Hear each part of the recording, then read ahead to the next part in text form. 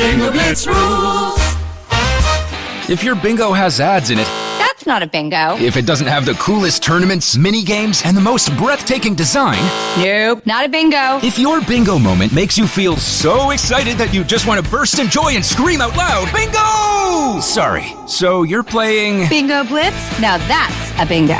Go for a world of excitement with Bingo Blitz, the #1 free bingo game. Download Bingo Blitz and play for free. Now that's a bingo. With something like 5 million podcasts, finding a really good one can take a ton of time. So let me recommend one. It's called Something You Should Know. I'm the host, Mike Carruthers, and in each episode, we discuss topics that can be really helpful, like how to read people better, the psychology of crowds, or fun things like the story of Legos, or why you probably wouldn't be here if it weren't for horses. Something You Should Know is the name of it, wherever you get your podcasts.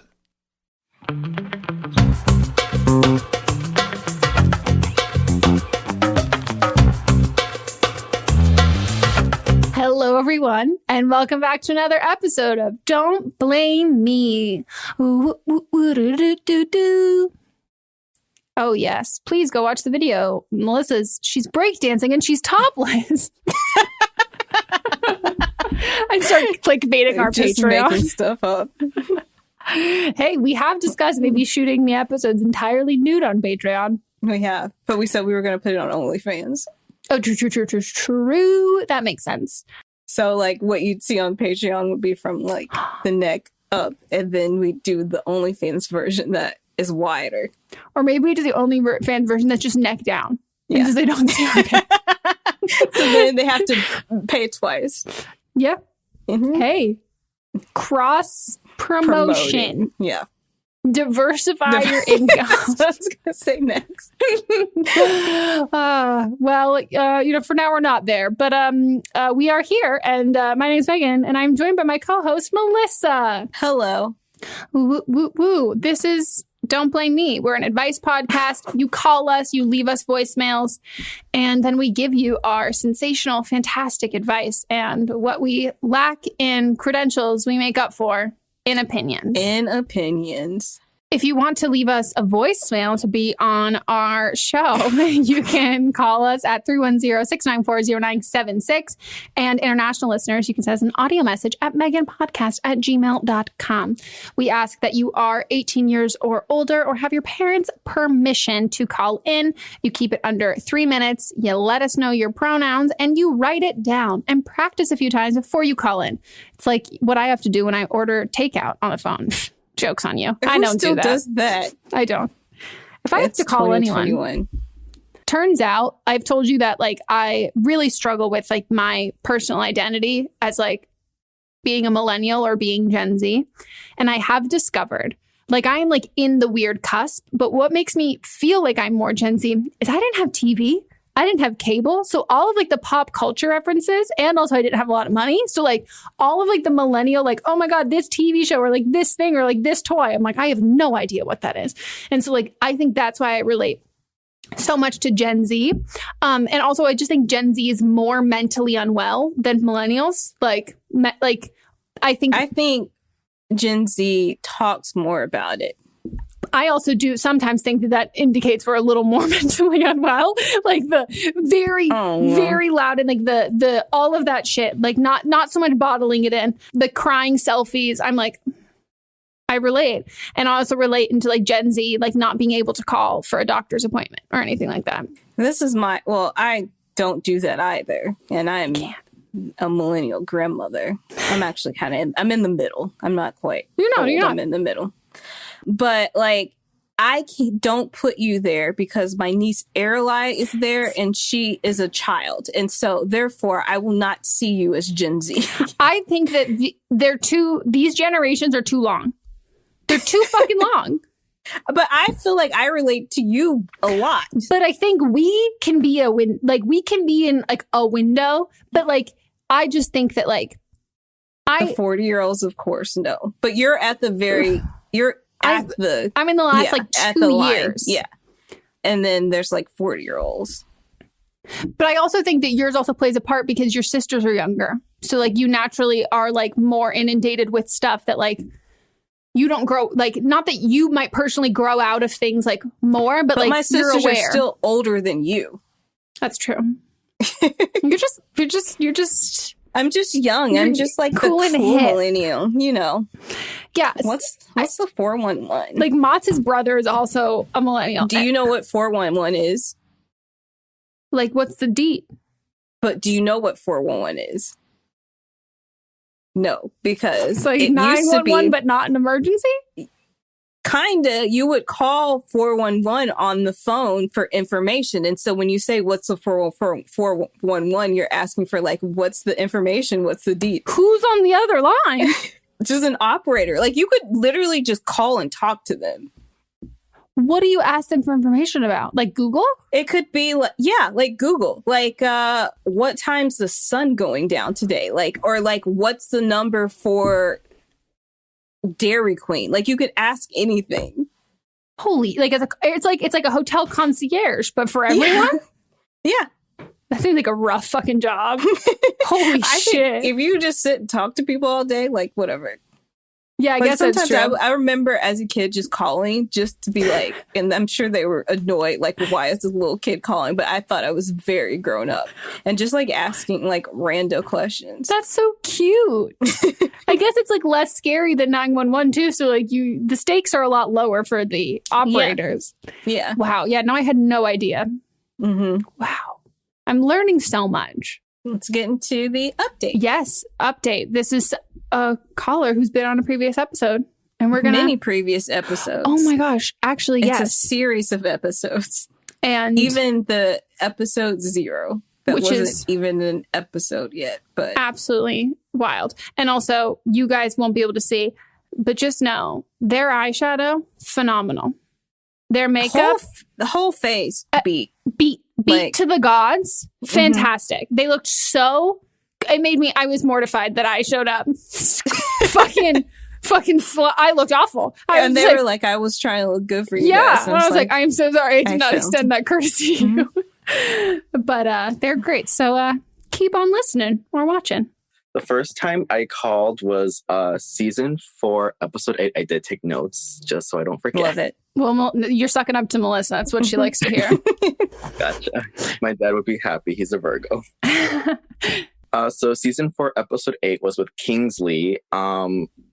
It was me calling because I actually had this like giant crush on one of my sister's friends who I partied during Pride with. Yeah. I remember. I did talk to her, like you guys said. First, she wasn't really okay with it because she was like, no, that'd be weird. I'm just like, yeah, it is weird. Dating your sibling's best friend. We're kind of fine now. He and I, we're just really good friends now. We just go on Twitch and play Fortnite. Cute. Yeah, so we're just really good friends now. I'm actually glad that we're really good friends now. He's bisexual. He has a really great girlfriend, which I'm happy about that because he has had some bad relationships. So I'm just like, go you. So what happened in between? I don't know. Like, I was just too scared to tell him like how I actually felt. Mm-hmm. And I was also kind of scared that since we are kind of a group, before the pandemic, we would like always go out bowling, play laser tag, all that crap. And I don't know. I just didn't want to ruin that or make any like weird tension with that. Mm-hmm. But right now, I'm just glad I still have him as a friend. Yeah. Yes. Oh, I think that's a great call. And you and your sister are good too? Yes, we're good. So season 5, episode 22, I called because I wanted to learn how to ghost someone because this girl from my past, from a treatment center, kept messaging me on Instagram and Facebook. And I wanted to be like, how do I yeet this girl out of my life? And I did use the advice you guys used on someone else. So that worked really well. This guy was kind of obsessed with me. I'm just like, yo, I don't have the time for you. Which I'm surprised he took that pretty well. Great. Yeah. But with this girl, uh-oh. She posted something on Facebook that really irritated me because she was like saying, oh my gosh, yay, they passed a law to ban abortion in this state. And I'm just like, what the fuck? And I'm just like, like, I believe in her body, her choice. Like, I've actually been to Planned Parenthood with my friends who needed abortions. She was just like saying all these stupid shit, saying that abortion is bad, abortion is sin. I'm just like, well, you know what? Praise Satan, because I don't believe that shit. Me. Literally me. To the point where someone commented saying, well, what if they're a victim of sexual assault? And she was like, well, that's their fault for dressing up like a whore. And I'm just like, I'm sorry, as a victim of sexual assault myself, who wore a John Cena shirt when it happened to me, I wanted to punch her in the face so bad. Like, you have no fucking idea how much this girl is the most stupidest fucking cunt I have ever met. And also so stupid that she does not know how to spell and know the difference between your and your. Nothing ruins an argument like that when you're just like, bitch. And what I'll do is I'll just type the correct form and just put an asterisk next to it. I have multiple times, and she still doesn't get it. And she literally was like, well, if you don't want to get pregnant, then just use condoms and birth control. That's 100%. I'm like, no. It's not like 100%. Like, what, bitch, have you watched Friends? Come on, 98% effective. Oh and my birth control God. is like, what, 98.8%? Yeah. Something like that, yeah. And that's if you take it at the exact same time every single day. Yep. And also, I'm pretty sure it doesn't like account for, you have to like factor in if you're taking like supplements or you're on antibiotics, all of that shit. Body weight. Yeah, it's a lot. Wow. Fuck this bitch. So what happened with her? Holy shit. She did block me, though, on Facebook for calling her a cunt. Well, good. Great. Good. I love that. I love that for you. Completely. Good. Wow. I mean, you still yeeted her. Yeah. She yeeted herself. She fucking yeeted herself out of your fucking life. Love it. Wow. Yeah. So season 6, episode 21, where I talked about my friend who keeps partying during a pandemic. Mm-hmm. And I did mute her story, which you guys told me to do. And I unmuted her because now recently, because we did work in the same place before I quit, we had a very close coworker who unfortunately did tested positive for the virus. And unfortunately, she is no longer here with us. I'm so sorry. Yeah, it's okay. So yeah, we're just like, trying to be positive, keep the memory happy as much as possible. To that kind of gave her a wake up call. My friend, she is now extremely following CDC guidelines, especially since she does babysit sometimes. Keyword sometimes. She doesn't like kids, but yeah, she's like now following CDC guidelines. It kind of gave her a wake up call, and now she even listened to me when I was like, hey, just so you know, CDC guidelines, double masking works like 90%. And she was like, oh, okay, cool. And yeah, so I'm really glad that she like now got that wake up call. Mm-hmm. Just sucks to take that. Mm-hmm. Yeah, unfortunately, that's what happens for a lot of people, is they don't take it too seriously into someone else. Mm-hmm. And it's I mean, the amount of people that I've like had fights with in my DMs who are like, well, I don't even know anyone who's had it. And I'm like, I do. I know. And I have friends who've had like family members pass away and all of that kind of stuff. That like people, they compartmentalize and think that like if they don't know anyone, that it's not possible and it can't happen to them. And then when it does, like nobody is safe. And that's so, I'm sorry, but I think I think you guys I'm so glad that like they're taking it seriously now, and that you didn't have to go through like losing someone that and then also kind of still have like a friend who is like being reckless and like not someone like I think it's great that you guys can honor their memory together, and like that it brought you guys kind of back together, which I think is sweet. And yeah, and I've known them since we were like 1. We were like babies. Oh my gosh. Yeah. Wow. Fuck. Yeah. God damn. I'm sorry. Your Gemini life. You are like the calls you are naming are like what I remember all of them vividly. Not that I'm saying I don't remember other people's calls, but all of these. I'm curious, what was your first first call that Megan answered in the video. The first question she answered was the video that she announced her podcast. That one. Yeah. I was surprised. I was like, okay, I'll just submit in her Tumblr anonymously. And it rest in peace, Tumblr. It was me saying, how do I deal with my parents? Because I would wear makeup. And I felt like they were embarrassed of me, like looking not like this, like out and about. And I felt like they're embarrassed. And and I was like, should I move out? Is it bad to like run away from my problems? And you said that it would be great for me to move out because it'd be giving me like this like healthy mindset. And I was just like, okay, cool. Moved out. Then my parents then came around. So they're okay with it. My mom now steals my eyeshadow palette. And recently on Christmas, my dad actually gave me some makeup brushes, which I thought was so sweet, but I didn't want to tell him that they were cheap.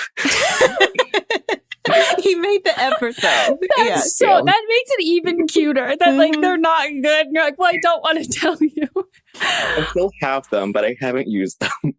Oh, that is so sweet though. Yeah. I mean, shit, if I when I hopefully have kids, I think about that with any little kids in my life. I'm like, I hope to God, I hope you're fucking into the same shit that I'm into. That would be so fun. We get to do I don't know, makeup and musical theater and Harry Potter. I live for that shit.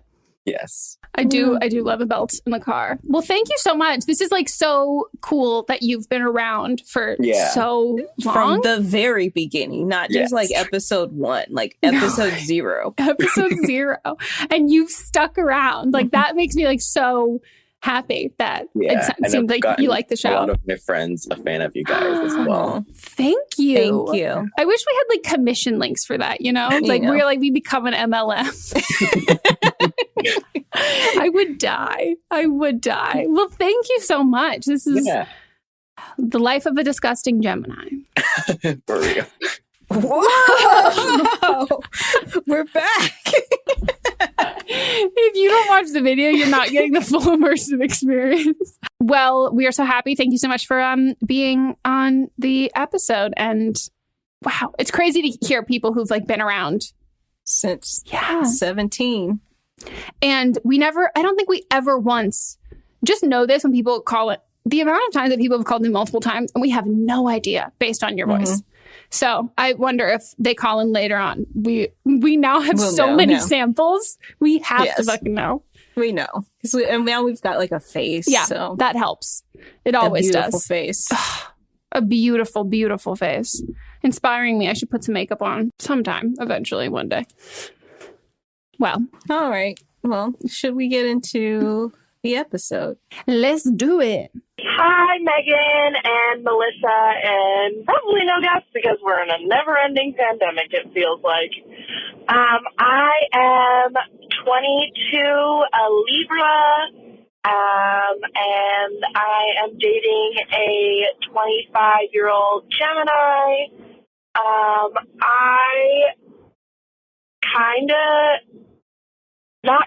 I think I love him, and I know I do, and that's the first time I'm saying it out loud. Because before we started dating, he told me that he's never told anyone that he loved him or loved them, and that freaks me out. That points as a red flag to me, and I don't really know why, and it holds me back from saying it. And it's I don't want to say it and then not get reciprocated, or say it and it freaks him out. And I know he really likes me. Is it a red flag that a 25-year-old has never said he loves someone before? Other than family, of course, and friends? I don't know. Please give me help. Thank you. Love you guys. I don't think it's a red flag at all. No. Jinx. No, I think it's really common. I think for this is also big Libra energy to me that like, again, one of my best friends is a Libra. I constantly get pictures of random people on the street being like, I met my husband. I'm like, what's his name? I don't know. I've never spoken to him before. And like, I love him. Like he like, not to be like, you know, astrological stereotypes, but like very flirty, fall in love fast, like X blah, blah, blah, and all that stuff. But I think not telling someone, you have to like reflect on why is it a red flag to you? Is it a red flag because he's never been in a serious relationship? Is it a red flag because he's been in a serious relationship and like never loved that person? And, or is it because the way that he said it made it feel kind of like a precursor to like kind of a fuckboy sort of thing that it's like, oh, that's not something that I do. Like, a walk to remember, like, you just can't fall in love with me. Like, why is it a red flag? And I think from there, then you kind of have to address whatever that issue is. Because, I mean, I think if he's never had a serious relationship before, like, that's okay. And I think it's pretty common. And it could also mean that he is just really serious. It doesn't just want to say it. And, like, I've dated guys who like have said it and then after, not to me, but like I've said it in other relationships. And then when we dated, they were like, oh yeah, I don't think I meant it before. Like and that's okay. But like we all see love differently. So like some people really believe like, if I love you, like you are the end all be all, you are the one. And like, that's it. Versus like what I've always said is like, I can love different people who I've dated, but I love them for as much as I can love them at that age and where I am in that point in my life. But like when I date somebody else who like I then love, that doesn't completely negate that love. They're just different kinds. So you just have to figure that part of it out. But I will say that like, if you are worried he's not going to say it back, that makes me think that it's like it was a precursor and like, he's like, that like he feels, you don't feel secure, you know? Well, I think she's like also not completely secure in her feelings either, because she was like, I think I kind of maybe, and then she's like, I love him. That's the first time I'm saying that out loud. I think she's more so scared about his feelings because of how strong her feelings are and because he's never said it. And so I think that she's more like scared that he's just not like that she's in it and he's not like as much as she is. But like, or she's just putting, because she loves him and she's putting that on him, she's just like afraid of being rejected. Yeah. I mean, my toxic advice is like, don't say anything. And like, I think she should wait because she's like, if we're the first people that you've told how you feel, I think that you should wait and settle into what your feelings are. I'm a firm believer in like, tell the person that you love them and it's not about expecting a kind of response back, but that's not, I don't mean that in like a selfish way. I mean it in the sense that like, I'm secure in like our relationship and where we're at. This is how I'm feeling. And I'm not worried that me saying this is going to like make you run away or like do X, Y, and Z or anything like that, or make you feel obligated to say it back. Like, I just need to say it because like, that's how I feel. And I don't think it's going to change anything in our relationship, but like, I'm just honoring my feelings. But I think that, yeah, I would just like hold off. Did she say how long they've been dating? Mm-mm. Yeah, that's a crucial key part because like, if you've been dating like 4 months, just wait. I know if you've been dating a year, then that's a problem. Yeah. Then I think that's like, you just might not be it for like, you guys just might not be each other's person, but your feelings are growing stronger the longer you're being with him and his feelings are just kind of like remaining the same. But because I think also like if you like, there's also like the trauma aspect of like, does he have like commitment issues? Like, does he have like avoidant attachment style? Like, is it like blah, blah, blah? Like, are there reasons why he would feel really not comfortable saying that to someone in a relationship? Like, did his parents get divorced? Was there like a messy thing? Or like, any of that stuff. But I would sit on it for a while, and just because I think that you should only say it when you're confident and secure in your relationship, and that saying it isn't going to change anything.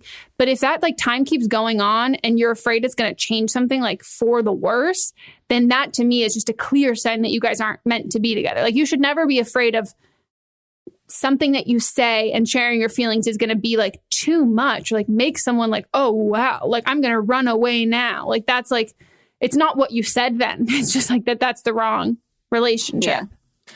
Also, I think too, because you're 22 and he's 25, that you might feel like because he's older than he should have said it by now. And you can't have things. It doesn't work like that. It has to be a feeling. Because that's pretty much the age range when Mats and I started dating, I think. I was 22, 21, 22. And I think he was 25 or 26. One of those things.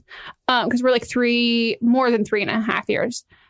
Yeah. You also just can't put your own trajectory of your relationships and your past history and like all of that stuff onto somebody else and kind of assume, even if like all of your friends have been like this or like blah, blah, blah, and blah, blah, all of that. I would just be curious if he's ever said it to anyone that he's dated, or if he hasn't been in a serious relationship, which makes sense.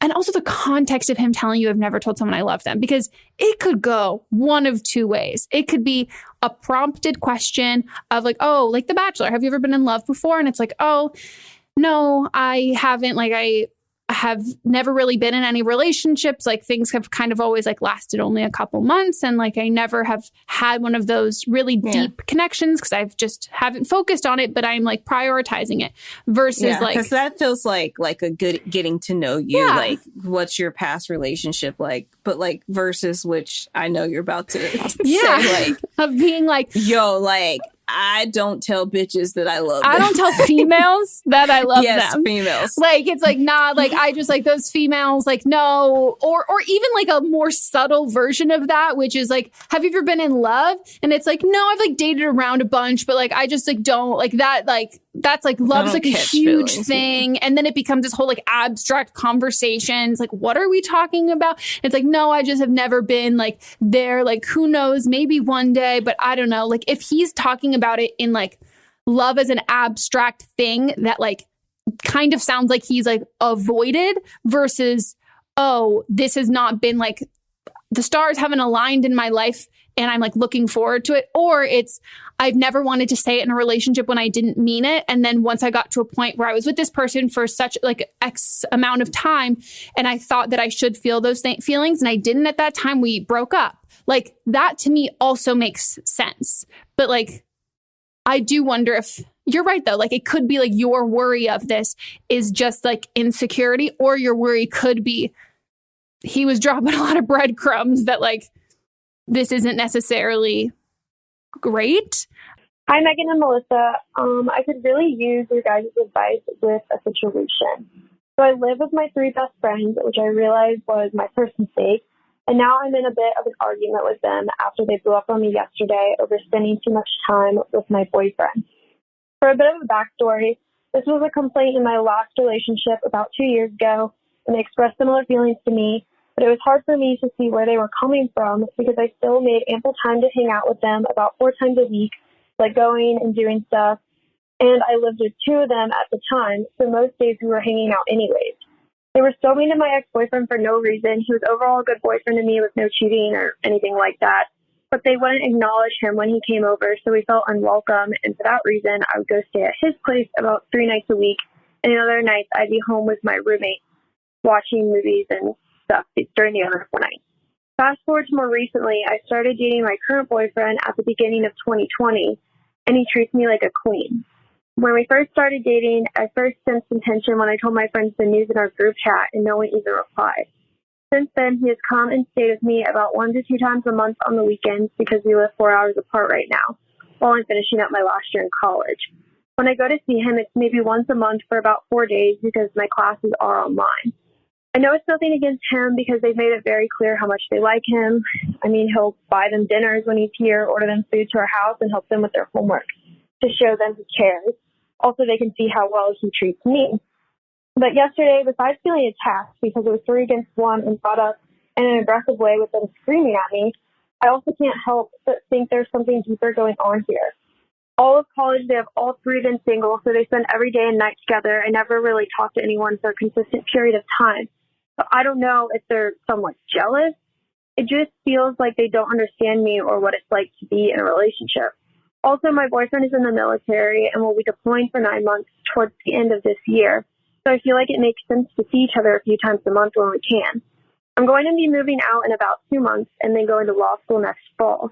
So I'm wondering if you guys think I should try to salvage these relationships or cut my losses after these 2 months are over. I just can't help but feel like they don't have the best interest for me. I'm just nervous also about trying to make new friends, especially during the pandemic. So let me know what you guys think. Bye-bye. Okay, so here's my thing. It seems like you're already questioning your relationship with them, like if you should salvage it or not. And I think if you're questioning your relationship with friends that you already like it seems like you've known each other for a while, like at least 2 years, right? Because she talked about the previous year too. Then I feel like if you're questioning your relationship with them, then you don't want to be friends with them. You shouldn't have to question your relationship with people that you've known for this long.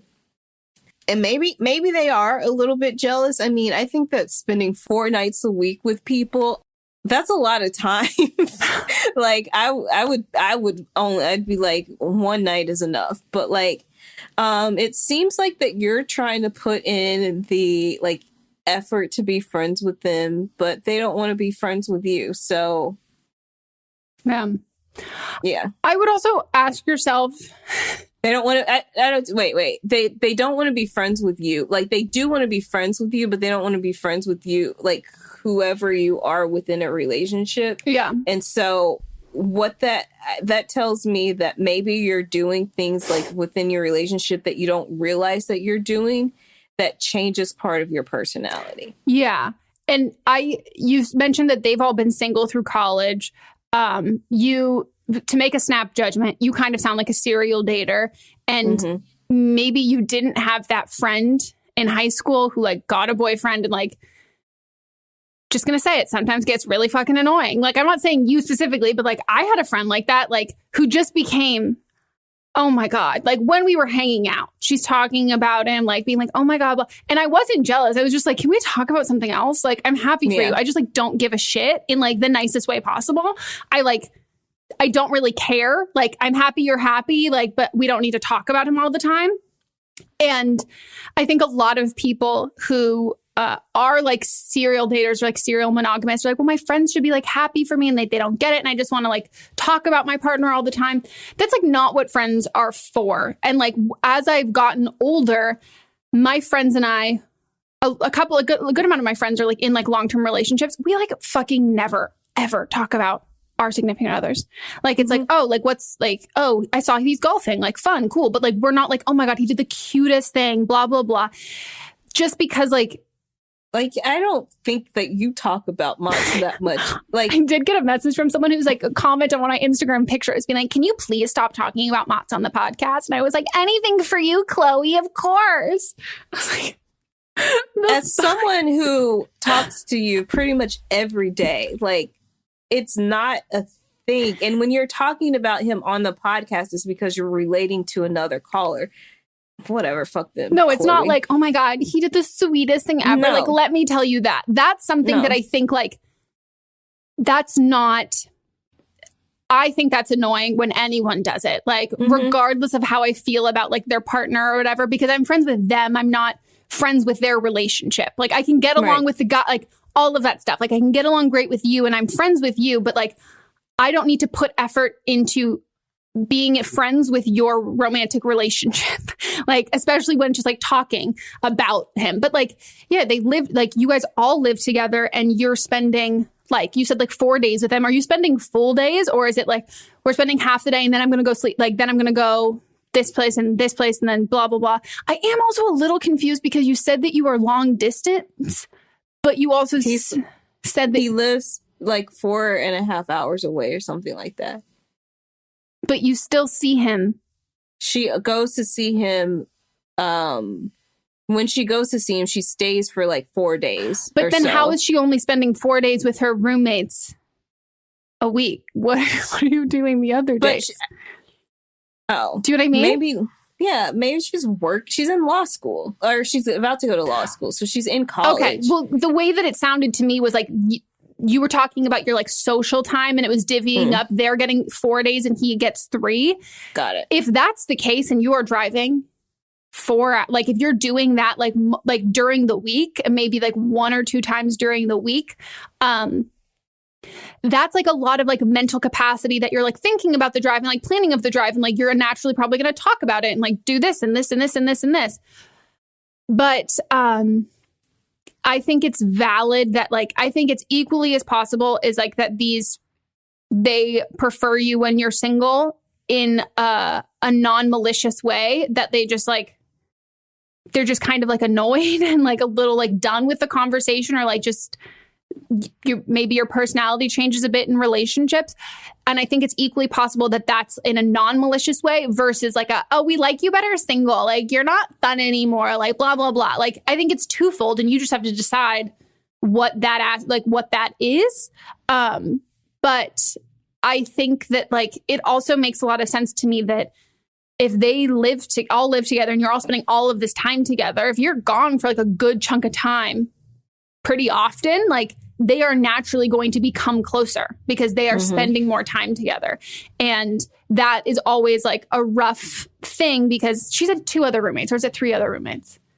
I was going to say, in general, 3 other. In general, that's tough though, because then you become the odd one out. Like it becomes like, and then they bond and talking over this, and then you miss jokes and you're not relating to the things that they're referencing, or there's certain things that you missed out on and all of that stuff. And you might also feel like you're missing out on the friendship. And this happened to one of my friends. You feel like you're kind of missing out on the friendships. You kind of overcompensate with being like, oh, like my boyfriend and I did this, and like talking about this kind of thing, which all it does is like create a further divide.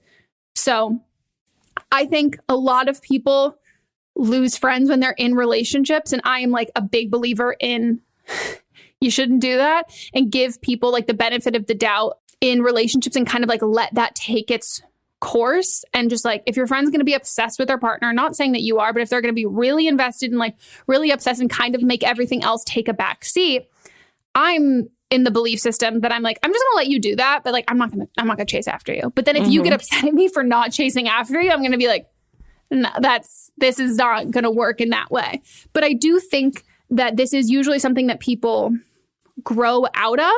So maybe for them, they just like the first time around, they dealt with it. And the second time around, they're like, this is a pattern and this is like sucky and annoying. Or again, maybe they're just the kind of people who prefer to be hang out with other people who are single and not talking about their relationship or anything like that. Yeah. But if I were you, I'd just get new friends. Yeah. You're not invested in them. It doesn't see, because you're like, I'm about to start over. I just don't want to make new friends because of the pandemic. Well, you're also moving. I don't think you're invested in them at all.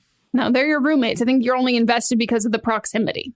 Yeah. So I think just like, I just would just continue living on, do what makes you happy, spend time with them if you want to spend time with them, don't if you don't, and just like get through until the end of the lease. And then I think you'll naturally just grow apart after. Yeah. I don't think there needs to be like a sit down conversation or like a blow up fight or anything. Just the slow fade. Okay, time for a break. Okay, we're going to take a quick break and we'll be right back.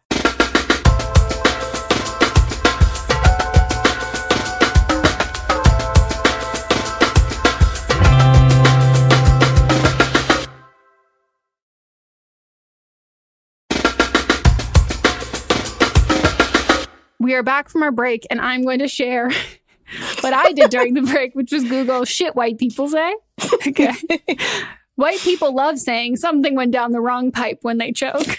For that, my dad does say that though, but he does it I think that's like a white people dad joke. Border. There is a lot of crossover between white people jokes and dad jokes. Yeah. And then when you have white dads, it implodes. I just think of Phil Dunphy. The epitome. Mm-hmm. White people love saying, well, someone's not happy when they hear a child crying somewhere. Yeah. White people love saying, get these away from me after they've eaten a few chips. White people love saying, looks like you've got some sun. Yes. White people love to say, well, there's and then hold on. If we go in with that, oh, look, I'm almost as dark as you. That's white people around black people. That makes my skin happen all the time. All the time. I can't imagine what would possess someone, because like, you know, there's that whole thing of being like, oh, I'm trying to like relate to you, and I have that's like a neurodivergent ADHD thing that like I can like put myself in someome's shoes, but I'm like, that's like how it would always be after. It would always be after somebody would come back like from vacation. I don't know, like a middle of the school year vacation that wasn't spring break, and they'd always do it. Always. Oh my, the audacity that they got in Mexico. They're just like... The caucasity, you mean? Went to Cabo for a week, comes back, caucasity levels off the fucking chart. Oh, that's insane. Oh, God. White people love to say, well, there's my workout for the week after climbing 2 flights of stairs. Yeah. White people love to say, see you next year at 11:59 on New Year's. Mm-hmm. This one's going to kill you. White people love to say, this ain't my first rodeo, but in fact, they have never been to a rodeo. But me from Arkansas, there plenty of rodeos. White people love saying it's going when you ask how's it going. Like, where is it going, Patrick? Where's it going? That annoys me so much. Like, where? Pick where it's going. That's the same. I get the same feeling when black people say feeling some type of way. Oh, same thing. I'm like, pick a fucking way. How do you feel? I hit the mic. Funny. Sorry about that. White people love to say nice blinker when someone turns without one. I do that all the time. This one.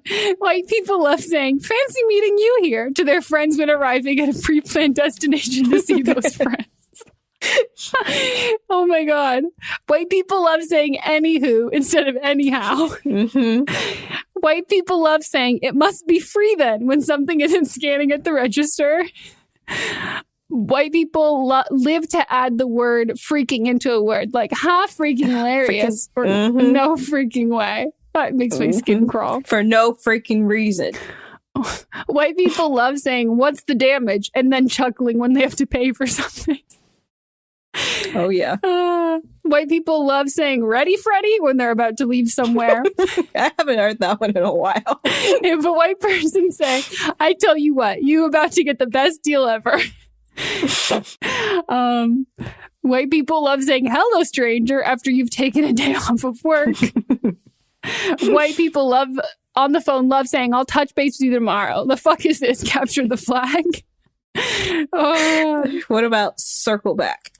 Is that in there too? That's the corporate. That's the crossover.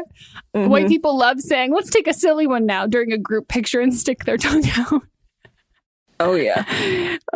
White people love... I remember being like having a family photo, and then my sister said that, and then one of our other relatives were like, they've been around white people too much. Oh my God. It's just so funny. White people love saying $1 million when the server asks if they need anything else. That's my dad though. Anytime you ask him any present, $1 million. This person I think is also, I know this person on Twitter, they're funny. Saeed Jones said, white people love saying let that sink in, like it's a mic drop. Mm-hmm. White people love saying must have known we were coming when a front row parking spot is open. Oh my God, this one. White people love saying that's okay, we'll go for a ride when they get on an up elevator but want to go down. Wow. White people love saying, whoa, it's a party in here when entering a crowded elevator. Oh my God. White people love to say it's a hit at potlucks. White people love saying, cool your jets, mister. White people love saying, I'm still nibbling on it when the waitress tries to take their bite. Oh, wait. White people love saying 50 cent. Yes. Like emphasizing it so much. Like 50. It's like, or even like Lil. Like you don't say Lil, it's Lil. Like Lil. It's the same thing. Oh my God. Wow. White people love saying gracias to their cashier at Chipotle. Mm-hmm. Oh my God. Oh, my cheeks are hurting. Me too. That made me cry. Oh, that's so fucking funny. And now imagine you get defensive and you can't enjoy that. Like, you can't enjoy. There's nothing that makes me laugh harder than those. Like, they're so accurate. Like, come on. The amount of times I have said those things. Like, it's so funny. Not being self-aware just must really ruin the jokes. Like, there's no humor. No humor. Where's the flavor? Where's the spice? I mean, well, speaking of. White people love to say salt and pepper are seasonings. Okay, spices. That's the difference. But yet, over robbing countries for them and then don't even use them. Over what? White people love to invade countries for their spices and then don't even fucking use them. Facts. I said Robin Hood, and I was like the stock market? No, robbing. No, 100%. Mm-hmm. I've had to teach mods that, like, when I ask him if he seasoned the food, I asked him if he added the spices to the food, and he said yes. And I go, did you add salt and pepper? And he's like, yes. I'm like, that's seasoning. That's not spices. So if you added salt and pepper to the chicken and you're wondering why our food is so bland, because all there is salt and pepper. Right. TikTok was the first place I found out that some people just sprinkle garlic salt and then they're done on food. And I'm like, what? That's not even real garlic or real salt. Like, come on. Right. It's insane to me. Wow. I was offended at myself the other day for leaving my packet of, because I hate peeling garlic, so I buy it already peeled, and I left the packet out. Oh. So I was making lobster at 11:30 last night.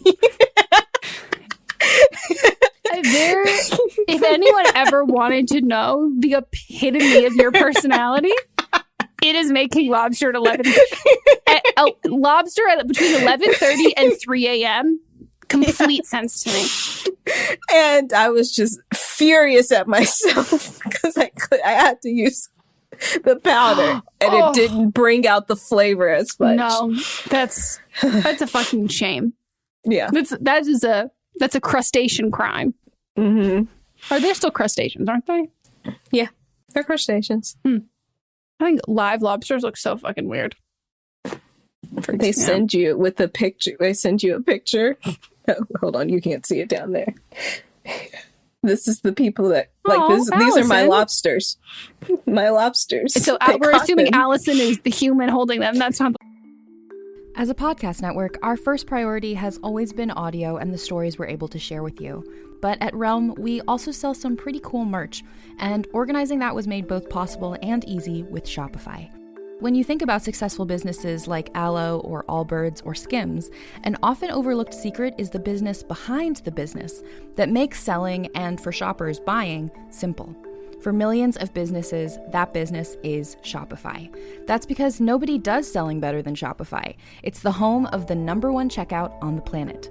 And the not-so-secret secret that's definitely worth talking about is that Shop Pay boosts conversions up to 50%. That's more happy customers and way more sales going.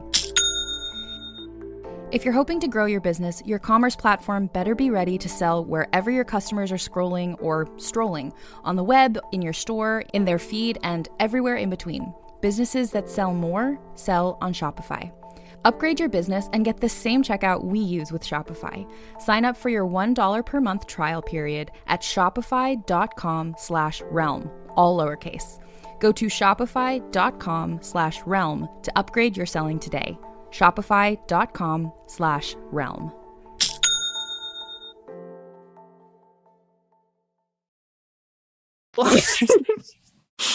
It's on a Polaroid, so that's how they sent it with the lobster. That's cool. So they're like, "You're getting it fresh, baby." You know, I think I got 20. Oh my god! You're frozen, right? Yeah. Okay, good. I just got the tails. The tails Oh, this time, okay. because they're less work. But I got 20 tails and like 5 pounds of other fish. I die. It's just so fucking funny. That's like what everyone should follow you on Instagram for, besides your like, you know, wonderful, my favorite part of your content. I love the fact that it can be, again, like midnight, and you're like, oh, midnight snack, and Melissa's just cutting into a beautiful large ribeye. Like, it is just like, and like mashed potato. Like, it is just like glamorous luxury meals at times you wouldn't expect. And also, like, you just wouldn't necessarily expect someone who's like cooking for themselves at home. Essentially, it's like Michelin star level. Like, you live at a steakhouse. I ran out. I got to bring. But actually, I was like, one other reason why I'm moving is because I want to get a deep freezer. So I can put it in the garage so I can just buy all my meats and stuff. Because now I have, it's packed with lobster now, and I don't have room for my steaks. I am dying. Oh, it's just so funny. Oh, I can't wait till you're like an old lady who still has these eccentric habits. And it's like, don't touch that. That's Melissa's lobster freezer. And it's just an entire freezer of lobster. And then I'll like have like money. Oh, I can't even. I'm gonna be like unstoppable. Unstoppable. It'll be like, there's my caviar cabinet. Yes. Like the only trajectory that makes sense is you have to become a housewife at some point, because you are going to be butt naked, and the only thing you're wearing is like a $3,000 silk robe open.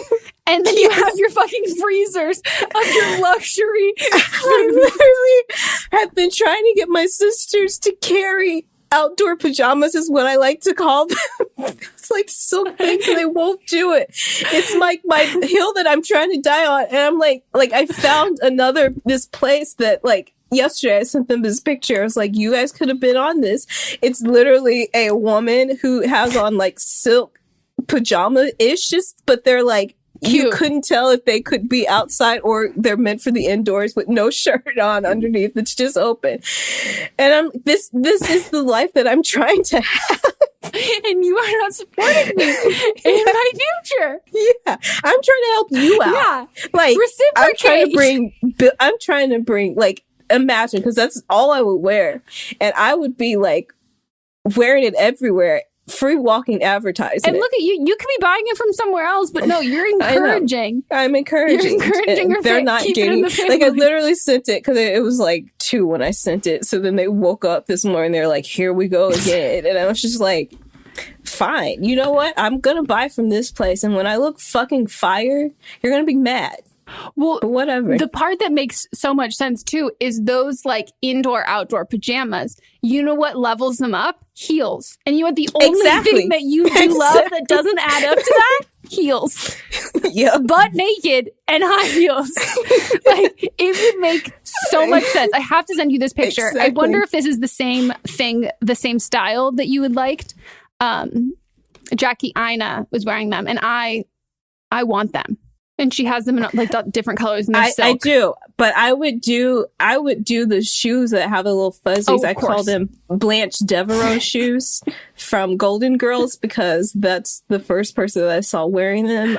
Yes, I do like that. I don't know if that would be like my go-to. My go-to would be more, and I'll put, for the people watching on Patreon, I'll send these to Katrina. She can pop them in so people can see what we're talking about. Oh, Yes. Yes. Right? First of all, it's called the Say My Name set. Say my name, say my name. Wow. Oh, those shoes are fire too. Mm-hmm. You should get some of those. I wouldn't wear it because I have. Do you not like your toes? I have thick, juicy toes, and so I would not put my toes in there.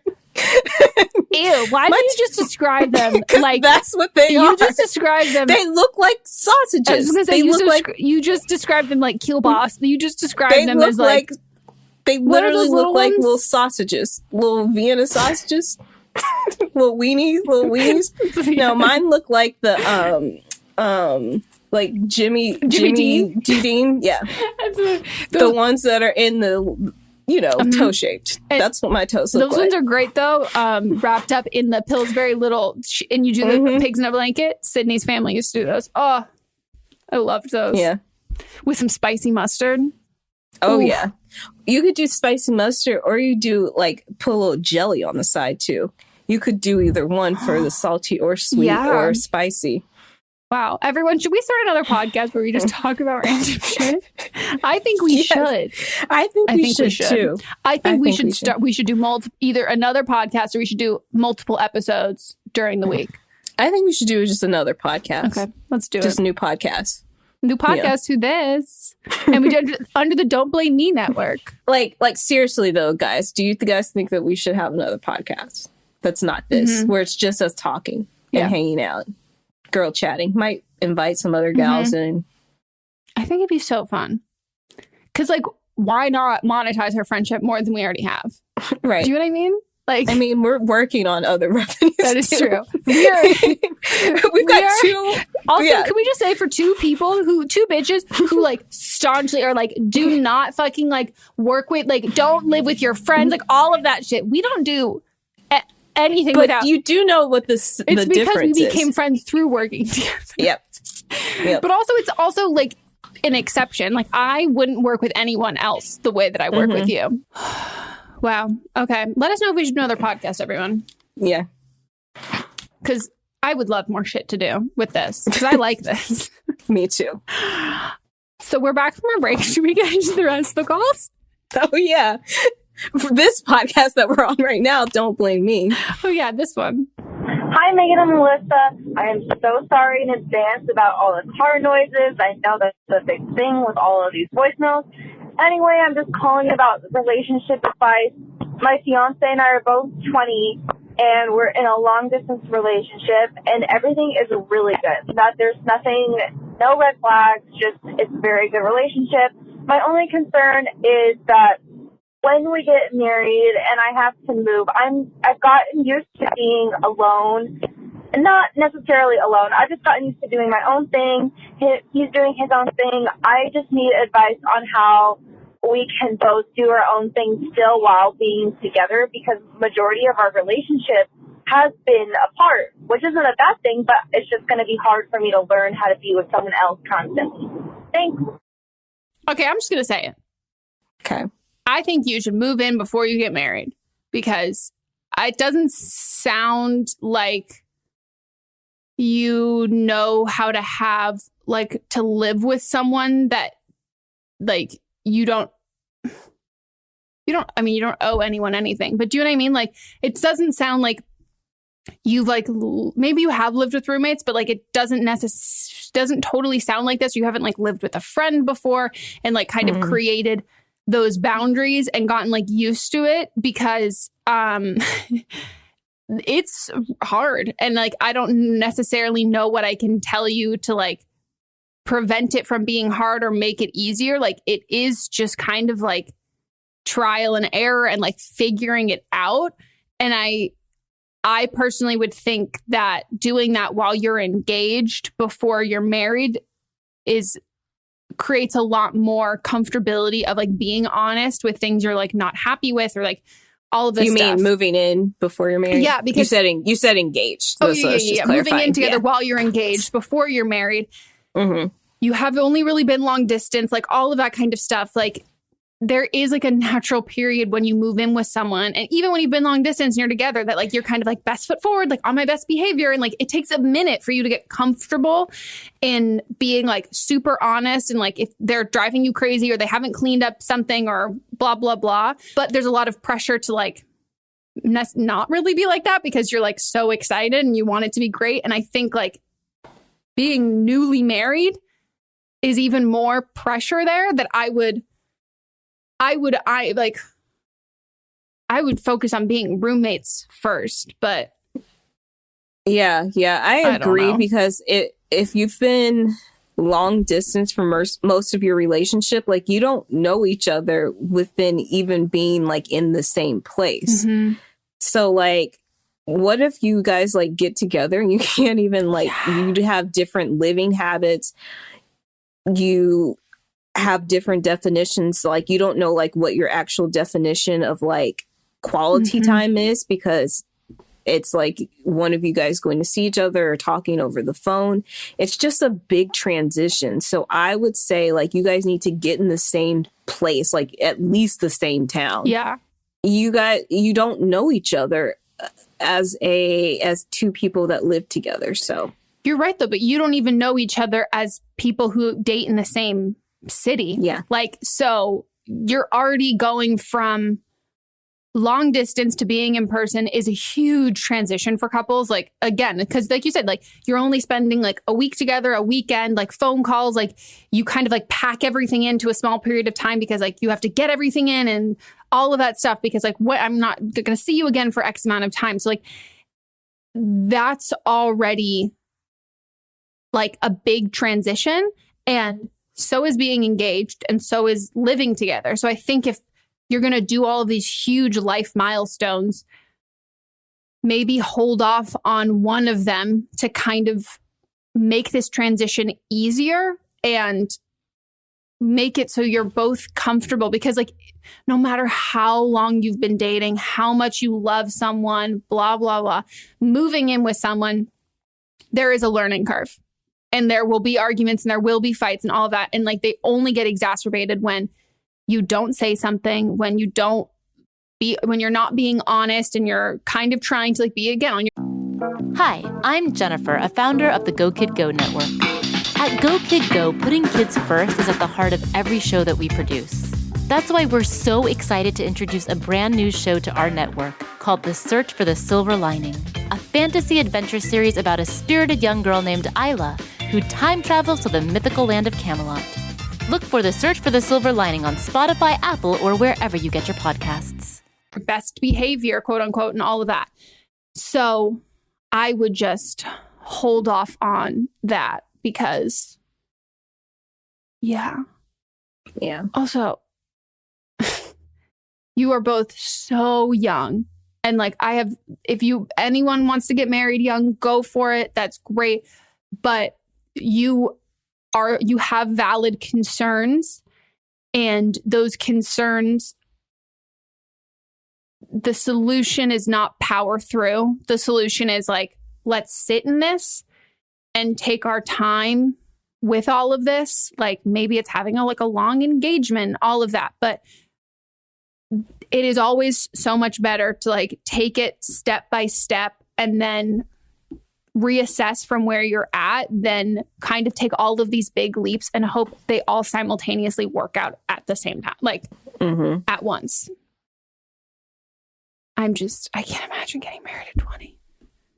My sister Melanie got married at 21, I think, 22. But they'd been together since they were freshmen in high school. And like they had already had a baby too. Like they had been together, like living together. Like this is Adriana, when she was like, they got married when she was like,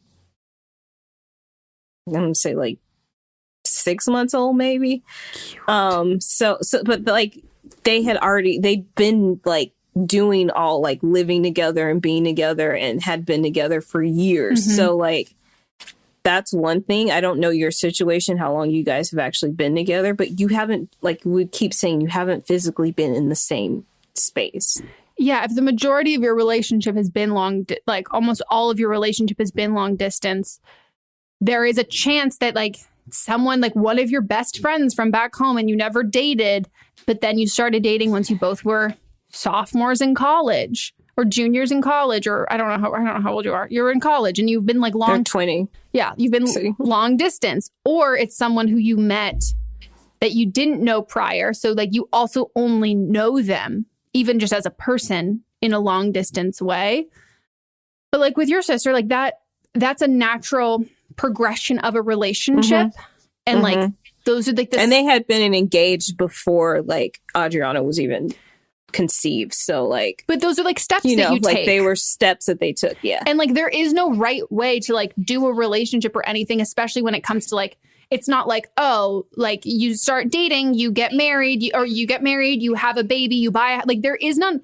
Those are, there is no specific timeline, but there are all of those steps. And I think you just need to space those out and give each period like its due time to like, not only just like get acclimated and get comfortable, but like enjoy it. Like enjoy those the process of like, oh my God, I'm so excited about moving in together. Like let that breathe and let that be a thing that's not, I'm so excited for us to be in the same city. Let that breathe for a bit. Do that. And then when you're like, okay, we've done this and now I feel like we're ready for this next step. Let's do this. But I think like, especially when you've been long distance for this long, you're going like 0 to 100.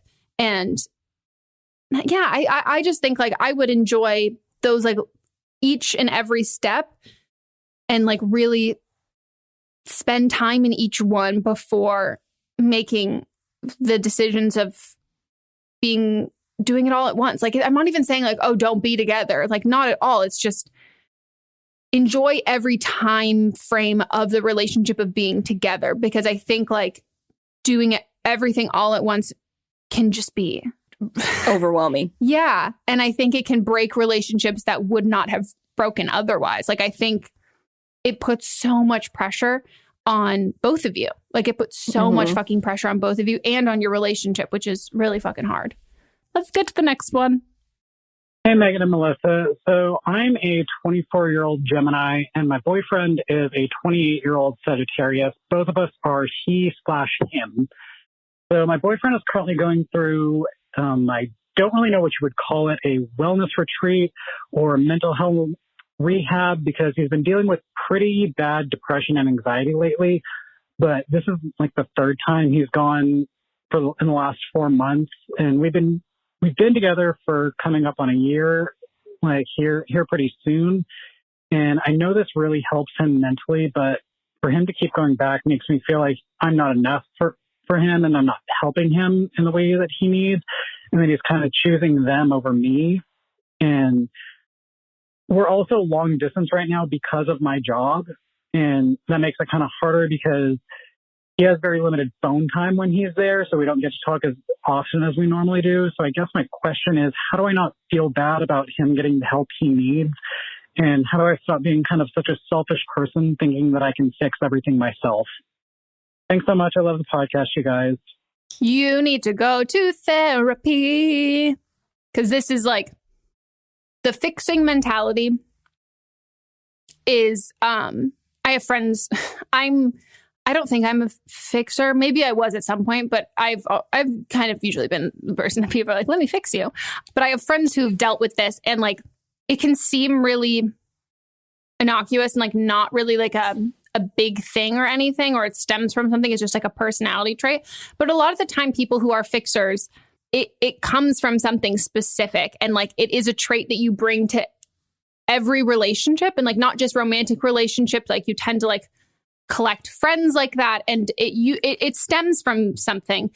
And I would also say just like talking to a therapist and having a greater understanding of mental health and what he's going through will make you understand that like, not only are you not qualified, like it's not that it's not your responsibility, you are not qualified to help him. Like you are not qualified to be giving any sort of like therapy to him when he needs therapy. And like that acknowledgement on his part that is like, and I think it's great. A lot of people who like have a hard time going into treatment centers and doing things like that. But the fact that it's like, this is something that really helps me. And I've been going back and doing X, Y, and Z and all of that. And like, he's being open with you about it. I think is like very self-aware and understanding and knowing that. And you couldn't work there. Like you don't have, as far as we know, you don't have the credentials to do that. And so you thinking that you do, not even necessarily practically thinking that you do, but you thinking that there is something that you could do that would make up for and equate to professionals helping in like an intensive setting like that is not coming out of nowhere. Like that's coming from somewhere for you, that like you were asked at some point in your life where you kind of had to like overcompensate and step in there. And like, maybe it was that role for a parent and you had to be that like listening ear and that taking care of someone or anything like that, that you were doing something that you were not qualified to do, but you did that and that was expected of you. And so then that becomes something that you continue to do over and over and over again. But his mental health has nothing to do with you. And there's nothing you can say or do.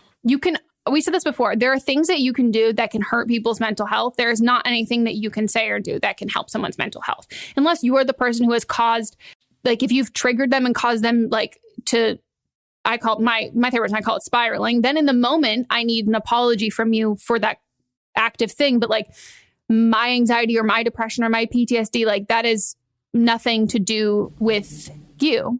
And it also is like brain chemistry and chemicals and trauma response and all of that stuff that like, even if you say or do something that ignites it, that doesn't happen in every single person. And like, that is his brain and what he needs to work with a professional. And I also think I want to like tag on to what you said about them, about your boyfriend choosing them over you. And it's not that, he's choosing himself. And so like you should be a supportive boyfriend, and like he's working on himself so that he can be a better person, and in turn that will make him a better partner. And so he is choosing you in that sense too. Yeah. And the thing is he's choosing him. And I think that scares you because now you're not left with someone to fix and you have to choose you, and you're not comfortable doing that. Yeah. And that's why I say therapy, because because then that's you choosing yourself, as Megan was saying. And you need to do that because you helping someone is not choosing them. That is helping someone out is also kind of a selfish act. And that's something that we do when we don't want to focus on ourselves. Like I fucking distract, redirect, all of that stuff. I'd rather throw so much at something else than like internalize and like reflect and do all of that stuff. And I think you feel like a little like, what the fuck, dude? Because he's now leaving you with you. And you're like, I don't want to do this yet. Like, I'm not, I don't want to do this. And I think simultaneously, he's doing what you're not comfortable doing yet. And that's also a big fucking reminder that it's like, fuck. Because not that I'm saying that this is how you feel at all, but sometimes we can cast people in relationships with like, okay, they're the mentally unwell one, I'm the stable one, they're the this one, I'm the that one. And you've given yourself this caretaker kind of role, and that he's the one who's dealing with all of this stuff. And like, you're there to support him. And then he goes and deals with that stuff. And it's like, well, who gave you that role? You. And we only give ourselves those roles when we have stuff that we haven't dealt with yet. And that is no knock on your relationship at all. Or like who you are as a person and being compassionate, all of that stuff. But there is a huge difference between caring about your friends, being compassionate, and like being there for your friends, than having people, or not even like, I say friends just because I'm projecting from other friends, but like there's a huge difference between being that person for people in your life than having people in your life that you just want to be around and not have a to-do list or things that you're fixing or working on and all of that kind of shit. Yeah, this is... Agree. Yeah.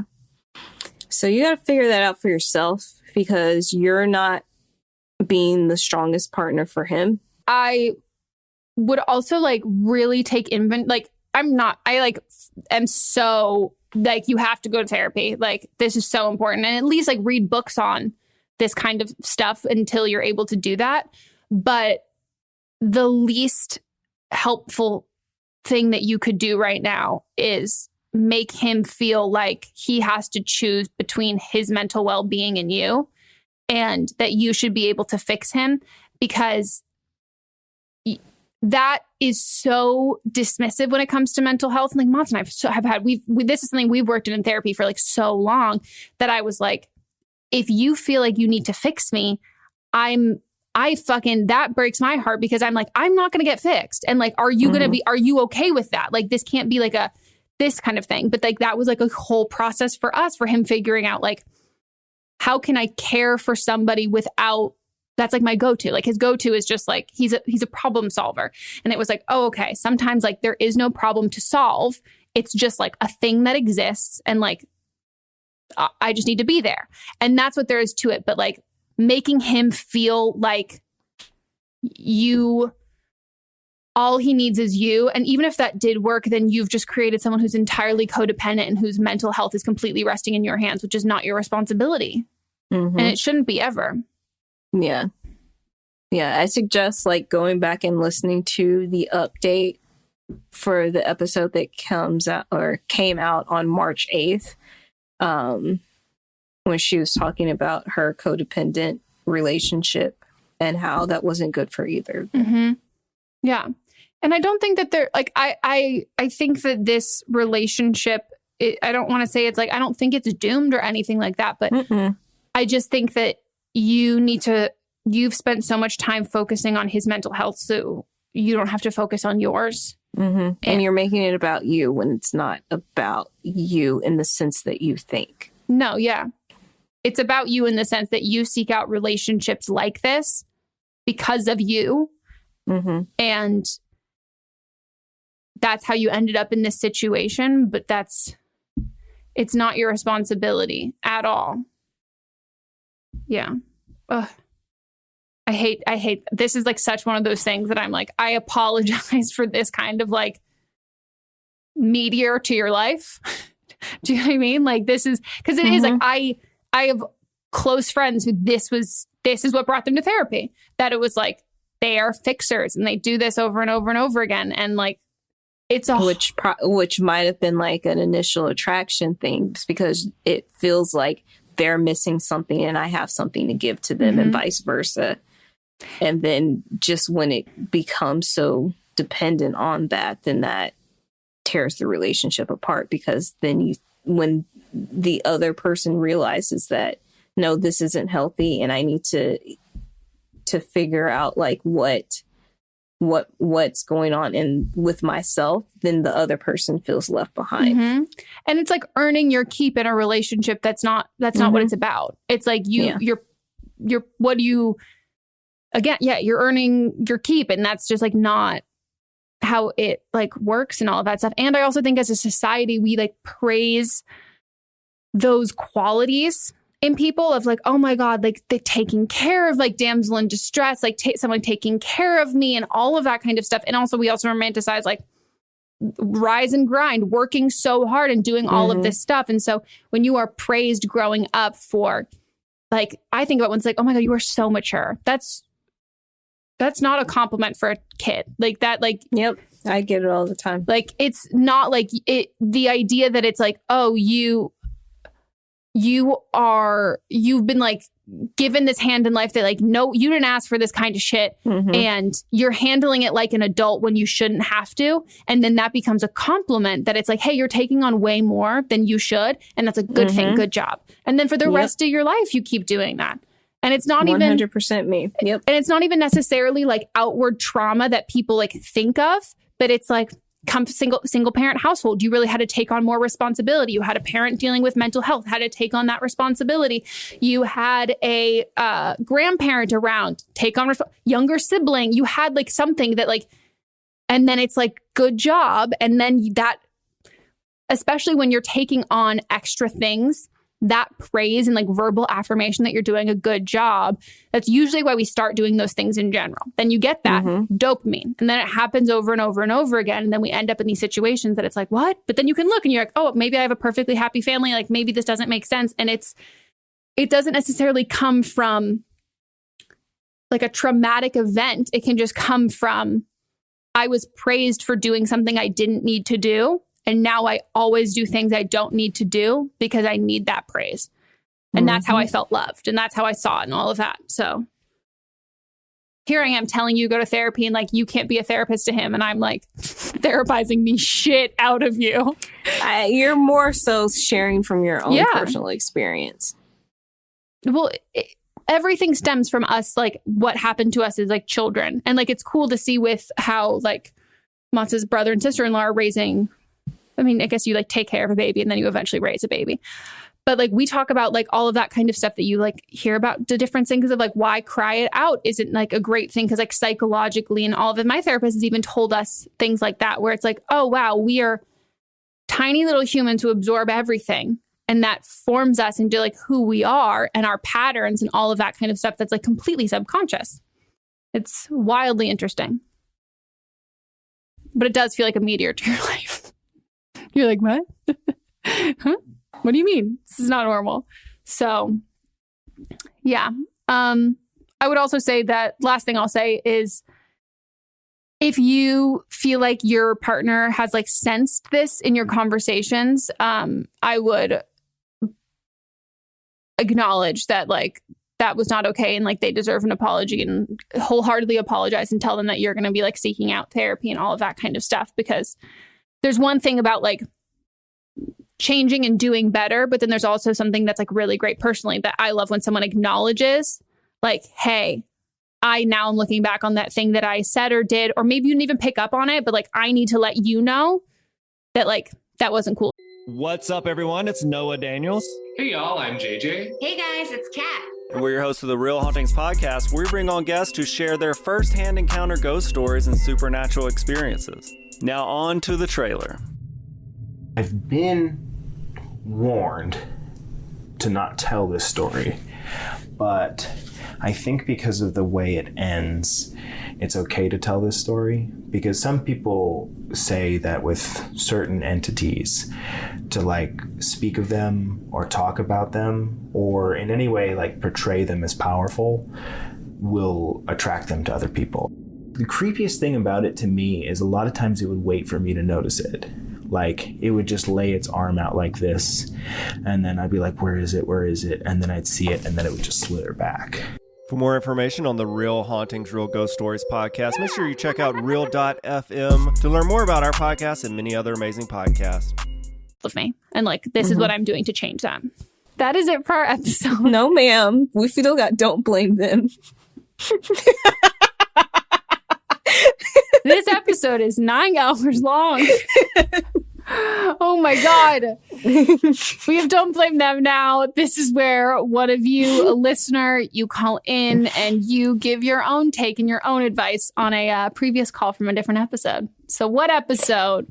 So this isn't from about a specific episode. This is someone that's giving general advice about something that we all deal with. Hi, Melissa and Megan. This is a call for Don't Blame Them. It's not for a specific episode or case. It's just for one in general, since especially right now, I feel like there's been a lot of discussion about forms of grief on the podcast and helping others go through these really difficult moments. So whether it's a form of grief following someone's passing, a relationship or friendship, an event or time that changed due to COVID restrictions, all these forms of grief are so valid, and this is for anyone who has called in about any of those difficult moments.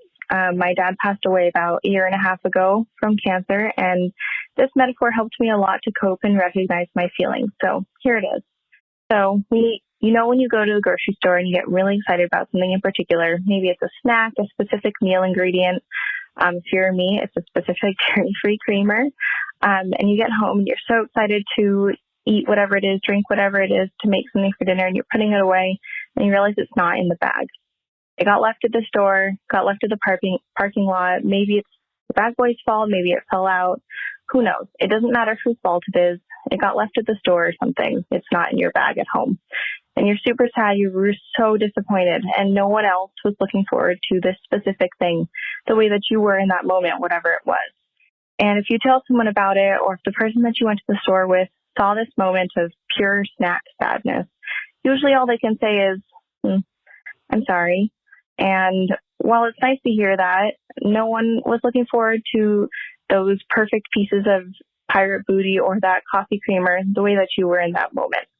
And so taking a moment to recognize this, sit with it, adjust with it, and move forward to find something else to be excited about for dinner or coffee time, whatever it was, is super important. And taking those moments to be sad before finding the next thing to look forward to is extremely valid and extremely important. And so I know it's super silly to have this metaphor to compare something so simple to something so difficult, such as grief, but it helped me a lot to think of some of the similar ways, similar to Megan's book, that we've all experienced that feeling. And in a way, we're not special. We're not alone. And so maybe it could help someone else out there. And I hope it does. Thank you so much. I love the podcast. And I hope you guys have a wonderful day. Bye. Wow, that almost, I'm like not that almost made me cry. I got a little bit of a tear right here. That's like not a silly metaphor at all. Like that, no. As soon as you started saying that, like, it makes so much sense. It makes complete sense. And I think like, yeah, they're right. Like it applies to so much. And like, especially like this time and like what everybody's like going through, like everybody's grieving over something. Like there's always something. And it's, that's, no, it's a fan. I've never heard that before. And that's like an incredible metaphor. Yeah. Thank you for sharing. And my condolences to you. And yeah, I think that's going to help a lot of listeners. It's going to fucking help me. I'm like, holy shit. You also have, I don't know what your job is, but you need to utilize your voice and your cadence when you speak. You should read inspirational quotes for like a living. Like, as someone who directs audiobooks, you might be a good audiobook actor. You have such like a, I also, maybe you're a therapist. I don't know, something. You have such like a, or a teacher. You've got such like a welcoming warmth to like your voice and how you speak, which is like, not only is it like it's a skill that people work on, but it's also just like an innate like gift that some people have. Fucking shit. Wow. That was great. Thank you. And that's our episode, everyone. What a journey this episode was. It's so long. And maybe if we do like more a new show, then it would be like, 1 hour for regular show. Well, not regular show. 1 hour for Don't Blame Me, and then 1 hour for whatever the other show is. Yeah. And we would love to do that. So let us know if you would be interested in that. I also part of me wonders if we should do an additional show and then add in like a 30-minute episode midweek of Don't Blame Me, but like with a slightly different format, like doing something like that. I'm just trying to fill my time. So then we just get all 5 days of the week. It turns into Don't Blame Me. I've actually thought about it too. It would be great. That is it. If you want to call in for an upcoming episode, you can leave us a voicemail at 310-694-0976. International listeners, you can send us an audio message at meghanpodcast@gmail.com. Again, we ask you're 18 years or older, have your parents' permission, keep it under 3 minutes, practice, write it down, and let us know what your pronouns are. We are available everywhere. If you want to listen ad-free, check us out on Stitcher Premium. Leave us a review on the Apple Podcast app. It makes our lives. I love to go look and find them and see the nice ones that are make the other ones buried deep down. You got anything to promote? Buy my presets, buy my book. I added a highlight to my preset. I added an Instagram highlight of my presets showing them. You can like, if you're like a fellow white person, you can see how my presets, you can imagine your face on me for the presets. But I made a whole highlight of how the presets look on people with deeper skin tones and hair. And I also shared like the adjustments that I make for them, which it's been like it makes me really happy to like see people are excited that I like didn't even think about it ahead of time, that I'm like, oh wow, there are a lot of people that you can't really, the practicality of it is like helpful. So check that out if you are curious. Buy my book, watch my YouTube channel. If you have any friends in casting, get me a job. And I'm working on it, Meg. I know you are working on it. Working overtime. Truly. What about you? Do you want to promote a show? Sure. I'll promote. She just promotes Scandal. I'm going to promote actually a Real Housewives show podcast that I'm working on, not directly, but indirectly. It's called Portia for Real. I don't even know this one. I'm dropping new gems on you. I hope you know that I can no longer recite what podcasts you work on. You can't. No. I forget all the time. I have a list now that I have to go back through and like make sure that I'm covering everything.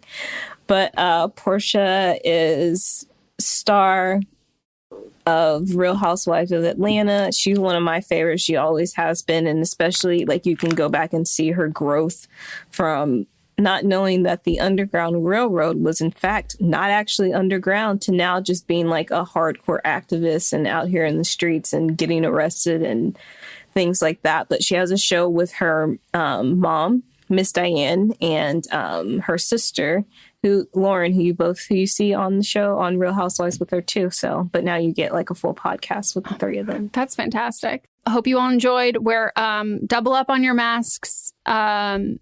Don't have sex with people who don't have more than one pillow. What else? That's a big one. And they sleep on an air mattress? Well, air mattress could always, you're in between places. Like a single pillow is a choice. Do you know what I mean? True. How about not a fitted sheet on there? A fitted sheet? I'm sorry. Some people don't have fitted sheets. Yeah, they'll just put the top sheet on just like the top and then sleep under the comforter without like an actual sheet. Wait, okay, hold on. Because I don't use a top sheet. I only use a fitted sheet. Yes. That's okay. I mean, yeah, that's okay. Because mine rolls down and I just don't pull it back up. It's annoying. I always put it on. Actually, I just never... Have you seen that there is like a comforter brand that has it? They have little like buttons that go where it connects the top sheet to the comforter. Yeah. Wow, maybe I'll get that. Maybe. Probably won't. But I mean, I get hot at night anyway, so like that extra layers, whatever. But there are some people that just put that top one on. I'm sorry. Without the fitting. I already hate a top sheet, and you are going to opt for a top sheet over. And the thing you is, just slip and slide. That's what I was gonna. It's gonna pull like. Ew. No, it's disgusting. And also, well, I guess also it makes a lot more sense if it's some like straight cis dudes who have that, because that's of course who I'm referring to. Because like I don't know if I've ever owned a mattress that doesn't have a period blood stain on it. They're 100%. Mine, but like I don't know anyone who menstruates whose mattress does not have 100% one.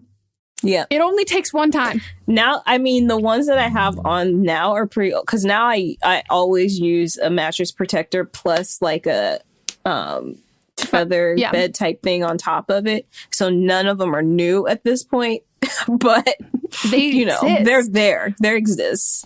This is my story with this, and then we'll actually end the podcast. The one fucking day I was lazy. I took my mattress protector off. I was like doing like a whole, I think I like flipped my mattress or something. Because I spilled coffee on it. So I like flipped my mattress, took everything off. And then I was like, it'll be one night. It'll be fine. The one fucking night after I flipped my mattress, blood through onto it. And I was like, great.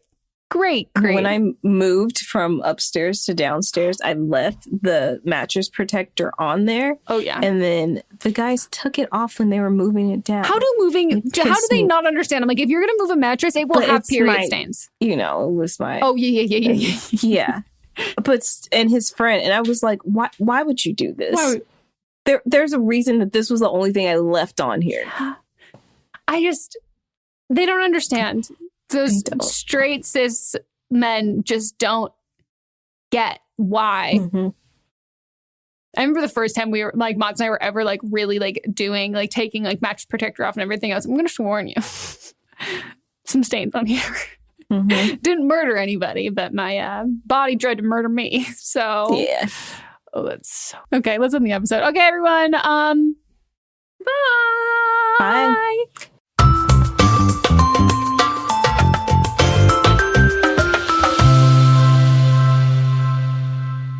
Don't Blame Me is a production by me, executive produced by Melissa DeMonts, edited by Katrina Henning, and music by Ryan Hunter and Giacomo Picasso. Do you love Disney? Do you love top 10 lists?